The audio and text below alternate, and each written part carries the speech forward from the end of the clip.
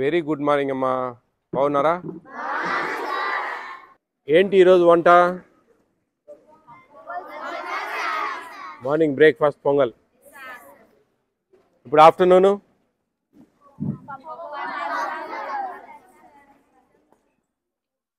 నిన్న సాయంత్రం చికెన్. నిన్న సండే రోజు కదా? Yes yes. బాగుందా మీకు ఇక్కడ? సంతోషంగా ఉన్నారా? బాగా చదువుకుంటున్నారా? మీరు తింటుండే భోజనాలు ఎలా ఉంటాయని చెప్పి పర్యవేక్షిస్తామన్నమాట. AP state food commission chairman నేను. అన్ని all welfare hostels, anganwadi centres, mid day meals, అర్థమవుతుందా?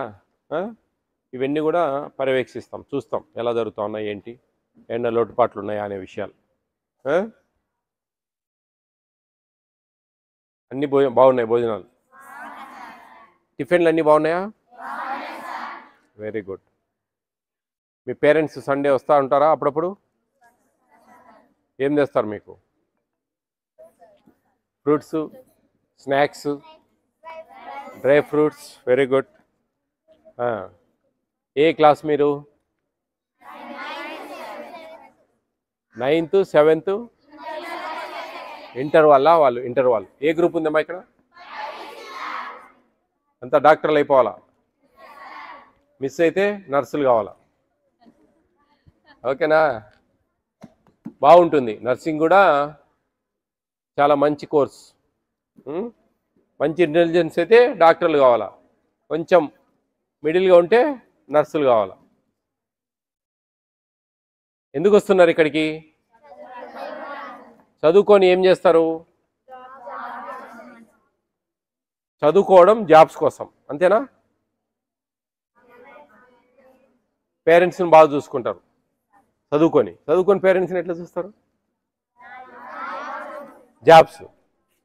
జాబ్స్ రాకుంటే ఏదండి? లోక జ్ఞానం. Very good. ఇంకా సమాజ సేవ. మనకు ముందు భక్తి కావాలి, మళ్ళా సమాజ సేవ. ముందు మన కడుపులు నిండాలి. సమాజ సేవ అనేది చాలా డిఫరెంట్, మంచి పాయింటే. చదువుకొనే సమాజ సేవ చేయాల్సిన అవసరం లేదు, చదువుకోకుండా కూడా చేయొచ్చు. సమాజ సేవ అనే దాని మీద ఒక పుస్తకం రాయొచ్చు. ఎందుకంటే సేవ, సోషల్ వర్క్ అనేది ఒక్కరు చేయొచ్చు, 100 మంది చేయొచ్చు, కోట్ల రూపాయలతో చేయొచ్చు, ₹1 లేకుండా కూడా చేయొచ్చు. అర్థమైందా? ఒక్కరం పోయి మనకు చేతనైన సహాయం చేయొచ్చు. చేతనైన సహాయం. ఎక్కడన్నా ఇబ్బందులు ఉంటాయి, ఎక్కడన్నా ఒక పెద్ద ఆమెను హాస్పిటల్కి తీసుకెళ్లాలా, ఒక ముసలామె, ఎవరు లేరు, ఒంటరి మహిళ, ఆమెను ఆసుపత్రికి తీసుకుపోవడమే పెద్ద సేవ. అట్లనమాట. ఒక్కటిగా కూడా చేయొచ్చు. అందరూ అనుకుంటారు సమాజ సేవ చేయాలంటే డబ్బు కావాలి, లేకుంటే మనమేం సమాజ సేవ చేస్తాం అంటే, డబ్బు ఉంటే సమాజ సేవ అనేది కాదు. ఒక్కరిగా కూడా మన తృష్ణ ఉండాలా, మనసులో ఉండాలా, ఉంటే ఏమేం చేయొచ్చు. ఓకేనా? ఓకే. ఎనీహౌ, ఇప్పుడు జాబ్స్ ఇక్కడ ఉన్న అందరికి వస్తాయా? రావు. అటు ఉన్నప్పుడు డిసప్పాయింట్ కాకూడదు. కొన్ని పరిస్థితుల వల్ల కొంచెం అదృష్టం ఉండాలా, దానివల్ల జాబ్స్ వస్తాయి. సైలెన్స్ మా. దానివల్ల జాబ్స్ వస్తాయి. కొన్నిసార్లు అదృష్టం ఉంటే, అదృష్టం లేకపోవడం వల్ల జాబ్స్ రాకపోవచ్చు కూడా, మంచి ఇంటెలిజెంట్ అయితే కూడా. అట్లా ఫీల్ కావద్దు. ఎన్నో ఉన్నాయి చదువు ఉంటే. చదువు అనేది ఒక బ్రహ్మాస్త్రం మీ చేతిలో. మంచి తెలివిగా బిజినెస్లు చేయొచ్చు, ఎన్నో రకరకాలైన సలహాలు ఇవ్వచ్చు, పరిష్కరించవచ్చు సమస్యలు. మన చుట్టుపక్కల ఒక గౌరవం ఇస్తారు మీకు. మన వీధిలో, మన ఊర్లో, ఆ పాప డిగ్రీ చదివిందబ్బా, మంచి తెలివిగల పాప అని చెప్పి చిన్న చిన్న బిజినెస్లు చేసుకోవచ్చు ఇంట్లో కూర్చొని. ఒక శారీస్ బిజినెస్ చేయొచ్చు, ఒక బొటిక్ పెట్టచ్చు, ఒక టైలరింగ్ పెట్టచ్చు, ఒక బ్యూటీ పార్లర్ పెట్టచ్చు, ఒక ఏజెంట్గా ఎల్ఐసి ఏజెంట్గా ఉండొచ్చు, చీటీలు వేసుకోవచ్చు, ఒక ఏదైనా కానీ. దేనికి అన్నిటికీ మూలం ఆ చదువు ఉంటేనే మనము ముందుకు పోగలం, తెలివిగా ఏదైనా చేయగలం. ఆ తెలివి పెంచుకోవాలంటే ఇక్కడి నుంచి రావాలి మీకు. ఓకేనా? కాబట్టి ఇష్టంగా చదవండి, కసిగా చదవండి. ఈ టైం దేవుడిచ్చిన వరం మీకు. ఇట్లాంటి కస్తూర్బా స్కూళ్ళల్లో పడి పిల్లలకు ఎటువంటి ఇబ్బందులు లేకుండా మంచిగా చదువుకునేదే ప్రభుత్వ ధ్యేయం. మంచి చదువుకోవాలా, వేరే ఆలోచనలు పెట్టుకోవద్దండి. వేరే ఆ పాప ఇట్లా, ఈ పాప ఇట్లా, ఆ టీచర్ ఇట్లా, ఈ టీచర్ ఇట్లా, ఇవన్నీ వద్దు. మనం ఎందుకు వచ్చినాం? చదువు కోసం. మనం చదువుకోవాలి. చదువుకుంటేనే మనకు భవిష్యత్తు. చదువుకుంటేనే ఏమైనా సరే చేయగలం అనే ఒక గట్టి పట్టుదల. ఓకేనా? ఇప్పుడు చదువు రాని తల్లులు ఎంతమంది ఉంటారు? చాలామంది ఉంటారు కదా మన దగ్గర. మీరు ఇంటికి పోయి ఒక టీవీ చూస్తూ ఉంటే ఏమంటారు? మీ తల్లి అంటుంది ఏమని?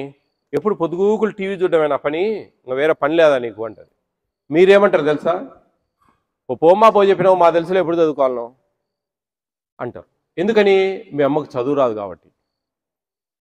అదే మీ అమ్మ చదువుగలిగిందంటే కన్నా ఏం చదివినావు అమ్మా చెప్పు ఒకసారి అన్నీ, ఆ స్టోరీ చెప్పు, లేకుంటే కన్నా సోషల్ స్టడీస్లో ఒకటి చెప్పు, లేదా సైన్స్లో ఏం చెప్పు అని అడగగలదు.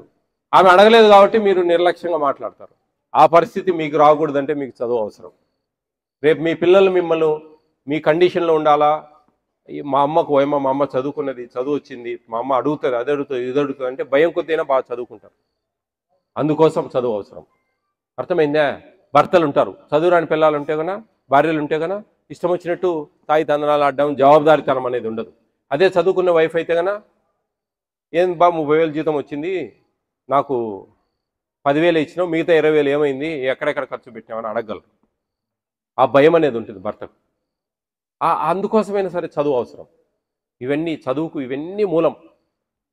కాబట్టి ఆ చదువు అనేది చేతిలో ఉంటేనే మనకు విలువ, గౌరవం, వేషభాషలందు మార్పు, way of talk, way of dressing, ఇట్లా ఇట్లా వే ఆఫ్ బిహేవియర్, ఇవన్నీ కూడా ఉంటాయి దాంట్లో. కాబట్టి జాగ్రత్త చదువుకోండి, మంచి ఉన్నతమైన స్థానాలు అధిరోహించాలి అందరూ కూడా. అందుకోసమే ప్రభుత్వం ఇంత మంచి చర్యలు తీసుకొని ఇన్ని సపరేట్గా ఈ హాస్టల్స్ పెట్టి వీళ్ళకందరికీ కూడా మంచి భోజనాలు పెట్టి, మీకు బై గాడ్ గ్రేస్ ఈ సంవత్సరం నుంచి 1,400 రూపాయలు పర్ హెడ్ పర్ మంత్ ఉండేది 1,600 చేశారు. ఇంకా ఒక 200 రూపాయలు పెంచారు. కాబట్టి ఇంకా మీకు నాణ్యమైన సరుకులు వస్తాయి, నాణ్యమైన భోజనం ఇస్తుంది ప్రభుత్వం. అవన్నీ కూడా మీరు జాగ్రత్తగా ఉపయోగించుకొని మంచిగా చదువుకోవాలి. ఓకేనా? ఇప్పుడు భోజనాల విషయాలు నేను ఎక్కువ చూసేది ఫుడ్ విషయాలు అన్నమాట. అన్నీ బాగున్నాయి మీకు?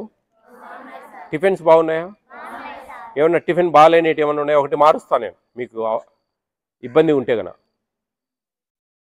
ఏమి ఇబ్బంది లేదా? అన్నీ హ్యాపీగా తింటున్నారా? ఎప్పుడైనా సరే ఇంతమందిలో కొంచెం రుచి కూడా అటు ఇటు అవుతుంది అప్పుడప్పుడు. ఇంకా అదే మనసులో పెట్టుకొని ఈరోజు బాగాలేదు అని బాధపడకూడదు. మన ఇంట్లో 4-5 ఉంటేనే వంట చేసేటప్పుడు కొంచెము రుచిలో తేడా వస్తుంది అప్పుడప్పుడు. ఇంతమందికి చేసేటప్పుడు దాదాపు 250 మందికి చేసేటప్పుడు కొంచెం రుచిలో అప్పుడప్పుడు తేడా వస్తుంది. దానికి ఏం ఫీల్గా అవ్వకండి. అట్లా చిన్న చిన్న ఉంటాయి. మరి పెద్దగా వస్తే కనుక మీరు మీ ప్రిన్సిపల్ మేడంకి చెప్తే ప్రిన్సిపల్ మేడం వంట వాళ్ళకు వార్న్ చేసి, అమ్మ నిన్న అసలు మరీ బాగాలేదమ్మా, నేను కూడా తిన్నాను, కాబట్టి మీరు ఖచ్చితంగా మంచి మనసు పెట్టి చేయండి, ఎట్లంటే చేయొద్దండి అని చెప్పి మేడం కూడా మేము చేస్తుంది. మీకు ఏదైనా బాగాలేవంటే కానీ నేను ఏదైనా మాట్లాడమంటే మాట్లాడతాను. అన్నీ ఎగ్స్ ఇస్తున్నారా? స్నాక్స్ వస్తున్నాయా? సాయంత్రం ఫ్రూట్ ఇస్తున్నారా? సండే రోజు చికెన్ ఇస్తున్నారా? ఓకే. సండే మీకు చపాతి, పూరి, ఏంటి పూరి. ఇప్పుడు 3 ఇస్తారా పూరి, 2 ఇస్తారా? 3 పూరీలు. బాగా చదువుకోండి, ఇష్టంగా చదవండి, మంచి భవిష్యత్తు ఉండాలి మీకు. తర్వాత మీకు ఇప్పుడు ఒక చిన్న రైస్ గింజలు ఇచ్చారు, అవన్నీ నోట్లో పెట్టుకోండి, ఒక 2 పెట్టుకోండి చెప్తా. గట్టిగా నమ్మలండి. గట్టిగా ఉన్నాయా? ఏంటి అవి తెలుసా మీకు? Fortified rice. ఏంటి, ఏమేమి విటమిన్స్ ఉన్నాయి దాంట్లో? విటమిన్ బి, ఇంకా iron, very good. Folic acid, very very good. అది ఓకే. ఇవి బియ్యం గింజలో ఉండే ఒక పదార్థం. ఇది బియ్యం కాదు, ఇవి రైతు పండించిన పంట కాదు, మనిషి తయారు చేసిన పదార్థం. 2.5 mm length width, 5 mm length ఉంటుంది బియ్యం ఆకారంలో. Folic acid, vitamin B12, iron, బియ్య పిండితో తయారు చేసిన పదార్థం. దాన్ని 50 kg బ్యాగ్లో 500 గ్రాములు కలుపుతారు, కిలోకి 10 గ్రాములు వస్తుంది. ఇది అన్నంలాగా మెతుకులాగా చేతికి దొరకదు, కరిగిపోతుంది గంజిలో. అందుకని మేము గంజి ఉంచొద్దని చెప్తాం ఎక్కడ కూడా. మీరు కూడా ఇళ్లలో ఇప్పుడు ఈ ఈ మొన్న సెప్టెంబర్ నుంచే మీకు ఇచ్చేది ఇవి. గతంలో ఓన్లీ మధ్యాహ్న భోజన పథకానికి అలాగే అంగన్వాడీ సెంటర్స్కి మాత్రమే ఇచ్చేవాళ్ళు. ఇప్పుడు మీకు ఇస్తూ ఉన్నారు. ఆల్ వెల్ఫేర్ హాస్టల్స్, పీడిఎస్లో కూడా పబ్లిక్ డిస్ట్రిబ్యూషన్ సిస్టమ్ ఫ్రీ బియ్యం ఇస్తున్నారు కదా, వాటిలో కూడా ఇవే ఇస్తూ ఉన్నారు. మీ తల్లిదండ్రులు మీ అమ్మకు కూడా చెప్పండి, మీరు ఇంటికి వెళ్ళినప్పుడు అవి కొద్దిగా తేలుతాయి, అవి వాళ్ళు ఏదో రబ్బర్ బియ్యము ప్లాస్టిక్ బియ్యం అని చెప్పి తీసి పడేస్తూ ఉంటారు. కాదు, చాలా మంచివి పోషకాలు ఉన్నాయి వీటిలో, విటమిన్స్. అవి విటమిన్స్ ఏంటని కూడా వాటి వల్ల ఉపయోగాలు కూడా చెప్తాను నేను. అవన్నీ మళ్ళీ ఒడిచి పట్టుకొని లోపల వేసుకొని సరి నీళ్లు పోసుకొని ఉడకబెట్టాలి, గంజి ఉంచకూడదు. ఓకేనా? చెప్తారా ఇంట్లో? చెప్పండి, మీరు చూపియండి. ఇది జాగ్రత్త. ఎందుకంటే మీరు ఇట్లా చూస్తే కానీ ఆ బియ్యంలో కనపడతాయి అక్కడొకటి. అవి తీసి చూసినారంటే మీరు తినేటివి. ఓకేనా? ఏంటి వీటి వల్ల ఉపయోగాలు ఏమైనా ఐడియా ఉందా? రక్తహీనత లోపం కవర్ అవుతుంది, అనిమియా, ఇంకా బోన్స్ స్ట్రెంథాన్ అవుతాయి, బ్యాక్ బోన్ బాగా స్ట్రెంథాన్ అవుతుంది, నాడీ వ్యవస్థ బాగా పనిచేస్తుంది, మెమరీ పవర్ బాగా ఇంక్రీజ్ అవుతుంది, జ్ఞాపక శక్తి శాతం బాగా పెరుగుతుంది. కాబట్టి పెద్దవాళ్ళకైతే మోకాలు నొప్పులు తగ్గుతాయి కొంచెం, అంటే బోన్స్ స్ట్రాంగ్ అవుతాయి కాబట్టి. గర్భవతులకైతే పిండం బాగా బలపడుతుంది. ఓకేనా? ఇవన్నీ జాగ్రత్తగా చేయండి. ఇవన్నీ మీ ఇంట్లో చెప్పండి విషయాలు, ఇట్లా ఇవి అని ఒక అవగాహన కల్పించాలి అందరికి. చుట్టుపక్కల అందరికీ ఒక చెడ్డ భావన ఉంది చాలా రోజుల నుంచి, ఇదేదో ప్లాస్టిక్ బియ్యము రబ్బర్ బియ్యము ఇట్లా కాదు. ప్రభుత్వం చాలా ఎక్స్పెన్సివ్. మీకు ఫర్ కైండ్ ఇన్ఫర్మేషన్, మీకు ఫ్రీ బియ్యం అంటున్నారు కదా, అవి ప్రభుత్వం 45 రూపాయలు పెట్టుకుంటుంది రైతుల దగ్గర. మీరు ఫ్రీ బియ్యము అని చాలామంది అమ్మేసుకోవడము ఇట్లా చేస్తూ ఉన్నారు. 45 రూపాయలు అవి కిలో, అంత ధర అవి.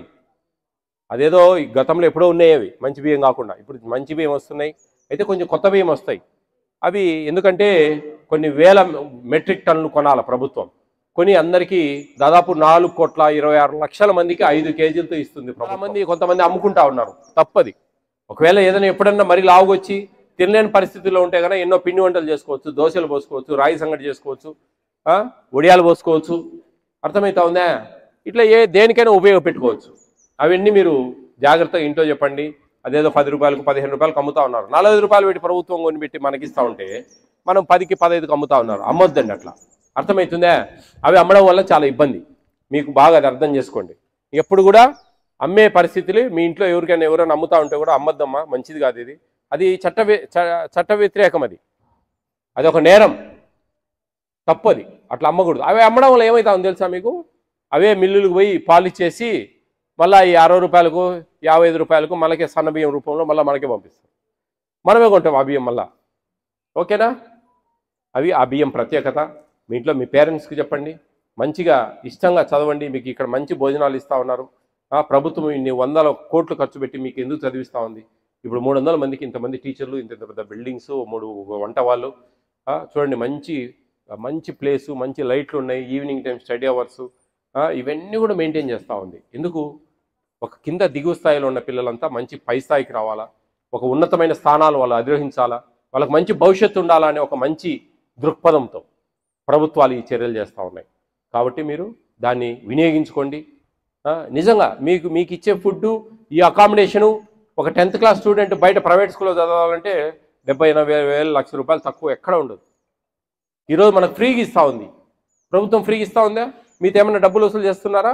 ఏం లేదు కదా. బట్టలు ఇస్తూ ఉన్నారు, బుక్స్ ఇస్తూ ఉన్నారు, డిజిటల్ టీవీస్ ఇచ్చారు, ట్యాబ్స్ ఇస్తూ ఉన్నారు 8th క్లాస్ పిల్లలకు, వస్తాయి నెక్స్ట్ కూడా. ఇవన్నీ చేస్తూ ఉన్నారంటే కారణం ఏంటి? పేద పిల్లలు మంచి చదువుకోవాలా, మంచి వాళ్ళు ఒక ఉన్నతమైన స్థానాల్లోకి రావాలా, ఆ పేదరికం అనేది నిర్మూలన జరగాలా అనే ఒక మంచి ఉద్దేశంతో. ఓకేనా? All of you, all the best, be careful, take care of your future. Okay.